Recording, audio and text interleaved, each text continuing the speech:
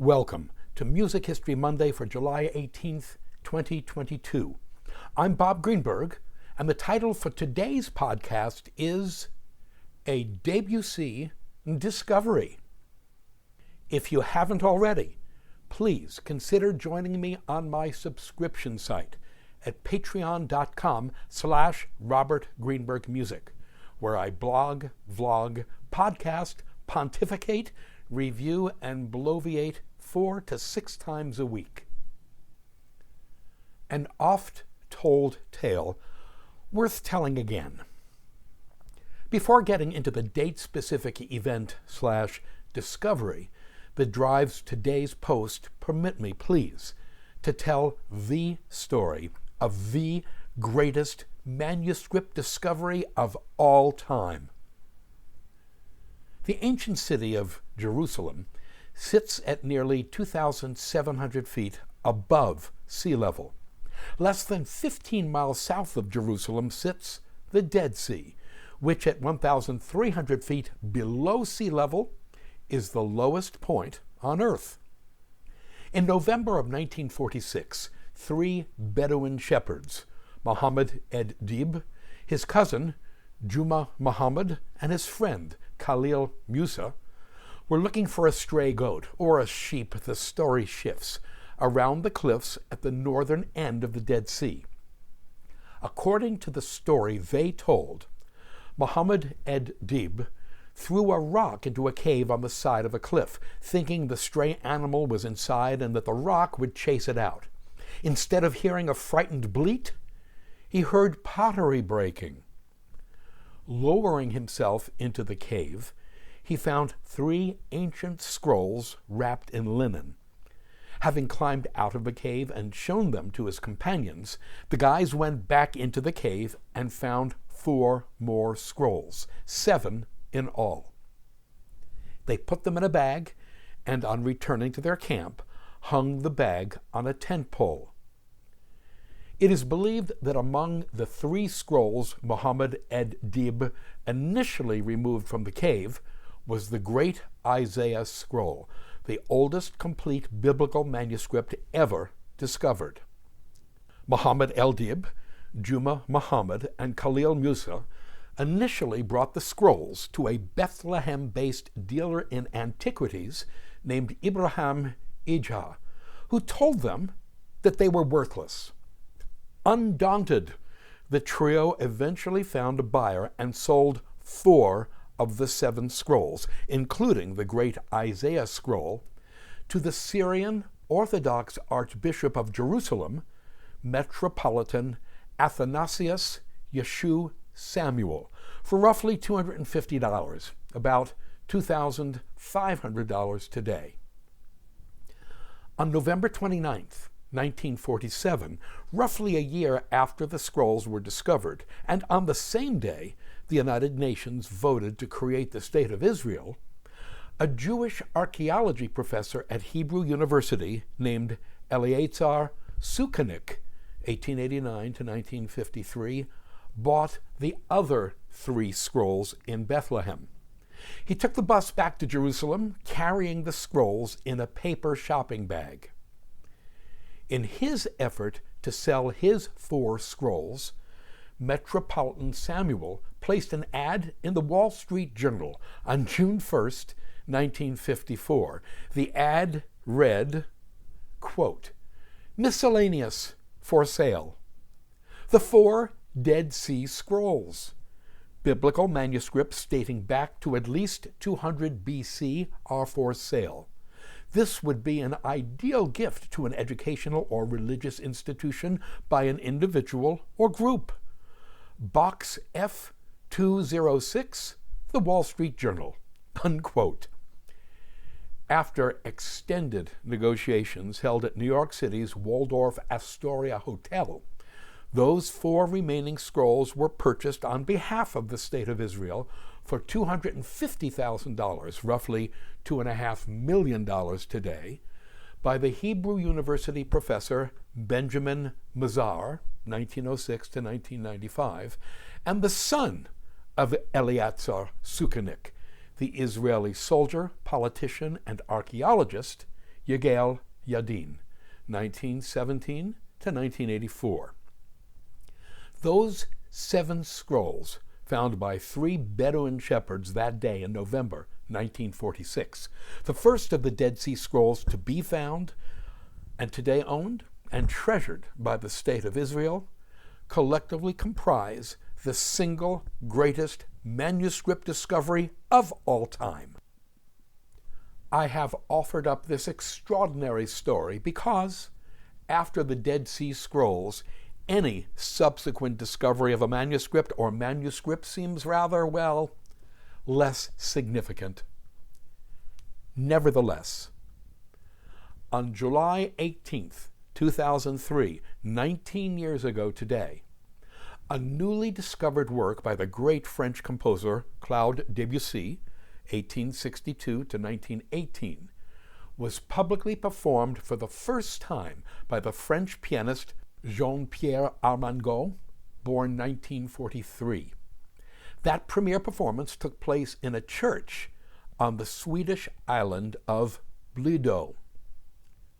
That newly discovered work for piano solo is entitled Les Soirs illuminés par l'ardeur du charbon, which translates as The Evenings Lighted by the Glow of the Coals. The title is the first line of the second stanza of a poem by Charles Baudelaire, 1821 to 1867, entitled The Balcony. As titles go, Debussy's is a great one, as it describes not just the glowing warmth of the music itself, but the inspiration for its composition and the person to whom, in spirit, it was dedicated. Background. In 1909, the 47-year-old Debussy was diagnosed with colorectal cancer. He lived the cancer lifestyle for an astonishing 9 years until it finally did him in on March 25, 1918. Those 9 years were, as we might expect, physically challenging, a euphemism for pretty awful, or so I think. In 1915, he underwent one of the first colostomy operations in which a portion of his large intestine was removed, and the remaining healthy portion was connected to an incision which, quote, provides an alternative channel for feces to leave the body into a colostomy bag, unquote. I've probably already mentioned this at some time or another, but present circumstances demand that I mention it again. Many years ago, I was gifted with a copy of the Colostomy newsletter issued by the Berkeley, California-based Alta Bates Medical Group. The name of the Colostomy newsletter was, and perhaps still is, The Semicolon. By the spring of 1917, Debussy's pain and exhaustion had robbed him of his ability to work. By July of 1917, he could hardly motivate himself to get dressed. He wrote to his publisher, Jacques Durand, on July 22, 1917, quote, "There are mornings when the effort of dressing seems like one of the 12 labors of Hercules. I long for anything to happen that would save me the trouble, even a revolution or an earthquake. Without being unduly pessimistic, I may say that my life is a hard one, for I have to fight against both disease and myself," unquote.